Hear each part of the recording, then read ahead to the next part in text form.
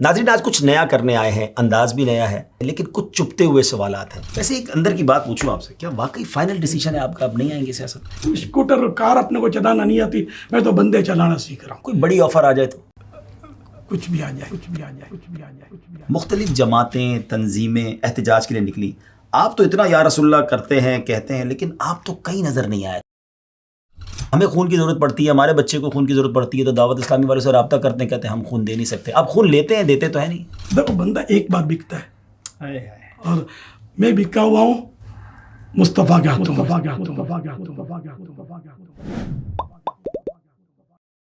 السلام علیکم ورحمۃ اللہ وبرکاتہ۔ ناظرین آج کچھ نیا کرنے آئے ہیں، انداز بھی نیا ہے، فارمیٹ بھی نیا ہے اور سوالات بھی نئے ہیں۔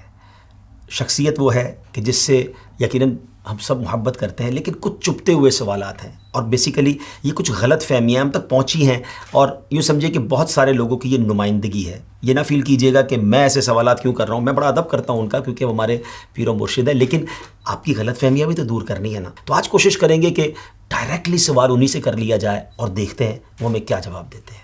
حضرت مولانا الیاس قادری صاحب ہمارے ساتھ ہیں، میں حضور کو مرحبا کہوں گا، اور پہلے سے کہتے ہیں کہ پروگرام شروع کرنے سے پہلے ہی معافی مانگ لوں گا۔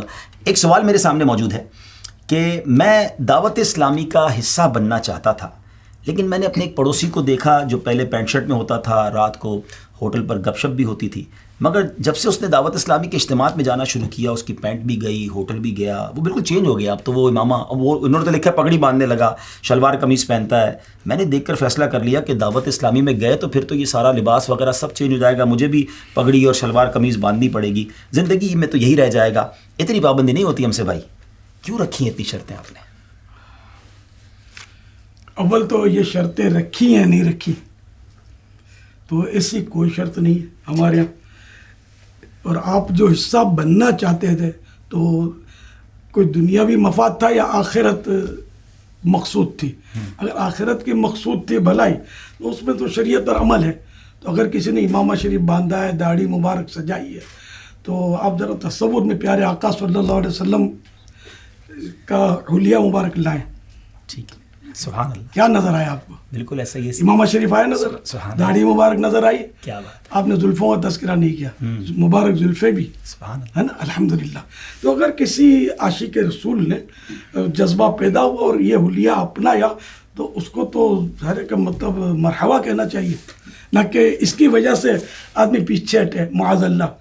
بہرحال ہمارے یہاں کوئی پابندی نہیں ہے، پینٹ شرٹ والا بھی آ سکتا ہے، شرٹ ان والا بھی آ سکتا ہے، اگر کسی نے ٹائی پہنی ہے تو اس پر بھی کوئی پابندی نہیں ہے، کوئی لباس کی پابندی نہیں ہے۔ یہ آہستہ آہستہ مطلب ماحول میں آتا ہے تو وہ خربوزے کو دیکھ کر خربوزہ رنگ پکڑتا ہے، یعنی یہاں آ کر کوئی سختی تو نہیں کی جاتی؟ کوئی پابندی نہیں ہے کہ یہ پہنو تو اندر داخلہ ملے گا۔ ٹھیک ہے، ٹھیک ہے، تو نہ اسلامی بہنوں کے اجتماعات میں ایسا کچھ ہے اچھا کہ بھائی اگر برقع پہنو گے اور فلاں طرز کا پہنو گی تو یہ آئیں گے، نہیں، بے پردہ اسلامی بہنوں کو بھی آنے دیا جاتا ہے کہ سب آئیں، مطلب تو آہستہ آہستہ مطلب سب سیکھتے ہیں، کیونکہ یہ مطلب ڈنڈے کے زور پر تو کسی کو بھی ہم نہیں بدل سکتے، ٹھیک ہے، دل تو تلوار سے نہیں یا گن پوائنٹ پر نہیں، حسن اخلاق سے سبحان اللہ، بدلے جاتے ہیں۔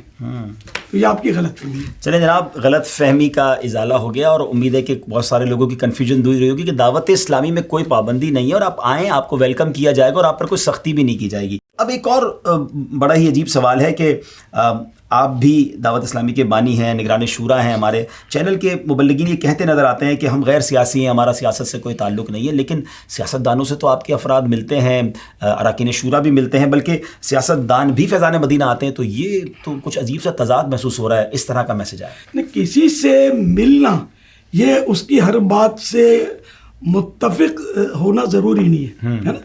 جیسے آپ کاروبار کرتے ہیں، دکان، اور آپ تو ماشاءاللہ نمازی ہیں، مگر آپ کی دکان پر بے نمازی بھی آ رہے ہیں اور شرابی بھی آ رہے ہیں، جواری بھی آ رہے ہیں، آپ ان سے ہنس بول بھی رہے ہیں، تو کیا اس کا مطلب یہ لیا جائے کہ آپ ان کرتوتوں سے بھی متفق ہیں؟ ہرگز نہیں۔ کسی سیاسی پارٹی سے کوئی تعلق نہیں ہے، نہ ڈائریکٹ نہ انڈائریکٹ، نہ مطلب ہمارا کوئی گٹھ جوڑ ہے، لیکن ہم ظاہر ہے کہ یہ بھی عام طور پر مسلمان ہی ہے نا، یہ ہمارے یعنی پاکستان میں تو مسلمان ہی ہوتے ہیں عام طور پر، تو اب ان سے ہم ملتے ہیں تو اس میں فوائد ہوتے ہیں کہ یہ قریب آتے ہیں, یہ لوگ بھی نمازیں پڑھتے ہیں, شوبز والے بھی ہمارے یہاں تو آتے ہیں, جی ان کو بھی نمازی بناتے ہیں. اور ماشاءاللہ مطلب یہ کہ یہ تو ایک ایسی دعوت اسلامی ایسی تحریک ہے کہ سب کو ساتھ لے کر وایا مدینہ جنت کا راستہ لیتی ہے. متعدد انبیاء کرام علیہ الصلوۃ والسلام کا بھی مطلب یہ کہ بادشاہوں کے پاس جانا, حضرت سیدنا ابراہیم علیہ الصلوۃ والسلام کا جا کر نمرود کو نیکی کی دعوت دینا.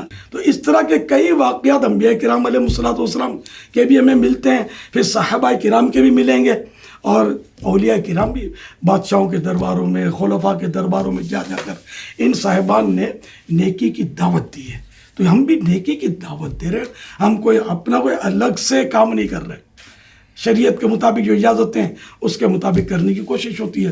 آپ کو تو اس کو اپریشیٹ کرنا چاہیے, اور آپ کو تو ہمارا حصہ بن کر ان کاموں میں آگے بڑھنا چاہیے. ماشاءاللہ ماشاءاللہ, واقعی بہت سارے مسائل حل ہو سکتے ہیں اگر یہ طبقے کو بھی دین کی دعوت دی جائے اور ان کو دین کے قریب کیا جائے. جناب, آپ کے بارے میں ایک اور سوال آیا ہے کہ آپ کی ایک ویڈیو سنی ہے, وہ فرما رہے تھے کہ ہم موجودہ سیاست کا حصہ نہیں بنیں گے, لیکن جب خلفائے راشدین والی سیاست آئے گی تو سب سے پہلا سیاستدان الیاس قادری ہوگا.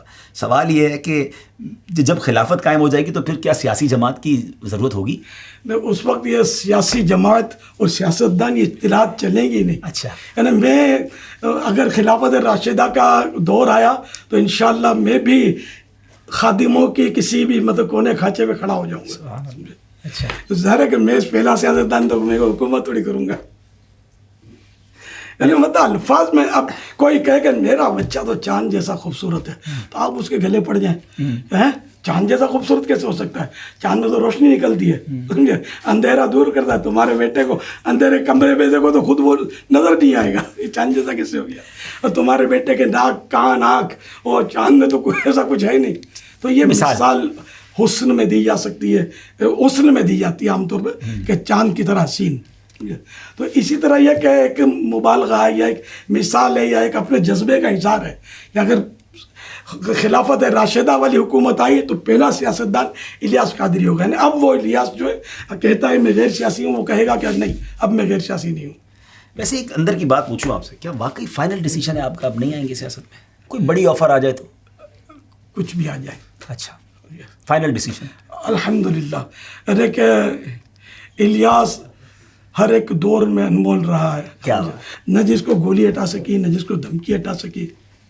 اور آپ کو سب میرے اخبار میں سرخیاں بھی چھپی, تو مجھے اپنے کوس سے الحمدللہ کوئی نہیں ہٹا سکا. تو یہ لالچ میرے کیا ہٹائی. تقریباً 2003 میں دعوت اسلامی کی مرکزی مجلس شورا کا قیام عمل میں لایا گیا. اس کے سال 2 سال کے بعد ہی الحمدللہ میں نے مرکزی مجلس شورا کو ایک تحریری پیغام دیا تھا. اس میں یہ عرض کیا تھا کہ اگر تمہیں کبھی دعوت اسلامی توڑنی ہو نا تو صرف یہ کام کرنا کہ یہ اعلان کر دینا کہ ہم سیاست میں آ گئے ہیں, تو دعوت اسلامی خود ہی ریزالو ہو جائے گی, ختم ہو جائے گی. ہم نے شروع سے ہی سیاست کا ذہن ہی نہیں دیا قوم کو, ہم نے مسجد کا راستہ دکھایا. لیکن لوگ یہ کہتے ہیں کہ جو آپ کا مقصد ہے اصلاح کرنی ہے, آپ حکومت میں آ گئے تو اصلاح کرنا آسان ہو جائے گا نا, سارے وسائل آپ کے پاس آ جائیں گے. خالی پاکستان کی اصلاح کریں گے اگر کریں گے بھی, تو مجھے اپنی اور ساری دنیا کے لوگوں کی اصلاح کی کوشش کرنی ہے. اور یہ بالکل یعنی شیخ چلی کے خواب جیسا ہے کہ ہم حکومت میں آ جائیں گے. بہت لوگ چاہنے والے ہیں آپ کے, پتہ چل جائے گا. اچھا, ایسا ہے. دیکھو بندہ ایک بار بکتا ہے, اور میں بکا ہوا ہوں مصطفیٰ کے ہاتھوں میں صلی اللہ علیہ وسلم. تو اس کریم کے ہاتھوں میں بک کر کیا میں سودا کینسل کروں گا؟ سبحان اللہ. وہ کسی شاعر نے بڑی پیاری بات کی ہے, غلام مصطفیٰ بن کر میں بک جاؤں مدینے میں, محمد نام پر سودا سر بازار ہو جائے صلی اللہ علیہ وسلم. دیکھیں پھر میں غلط فہمی دور کر دوں کہ اس کا مطلب میں یہ نہیں لینا کہ ہر سیاسی فرد جو ہے وہ برا ہی ہے, میں یہ کہہ رہا ہوں یہ نہیں سمجھنا. لیکن میں جنرل بات کر رہا ہوں, میں وہ بات کر رہا ہوں کہ آپ کو بھی سمجھ میں آ رہی ہوگی انشاءاللہ. لکل فن رجال, کہ ہر فن کے مرد ہوتے ہیں, تو ہر ایک کا اپنا اپنا فیلڈ ہوتا ہے, سمجھے. اب کوئی ڈاکٹر ہوتا ہے تو اب ڈاکٹر جو ہوتا ہے ذرا اس سے بدن کی اصلاح کروائی جاتی ہے. تو آپ سمجھیں کہ جب بدن کی اصلاح کر سکتا ہے, اتنا عقل مند اور ماہر ہے, تو یار اسکوٹر کی بھی اس سے اصلاح کروا لو.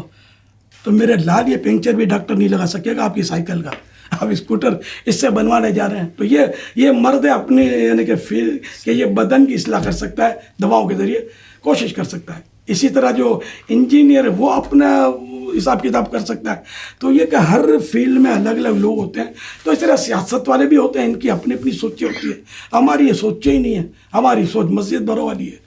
لوگوں کو نیکیوں کی طرف لاؤ, لوگوں کو خوف خدا کا درس دو, عشق رسول صلی اللہ علیہ وسلم کے جام بھر بھر کے تقسیم کرو. تو ہم لوگ یہ کوششیں کر رہے ہیں. تو اگر ایک کی جگہ سب جمع ہو جائیں گے تو پھر کام نہیں چلے گا.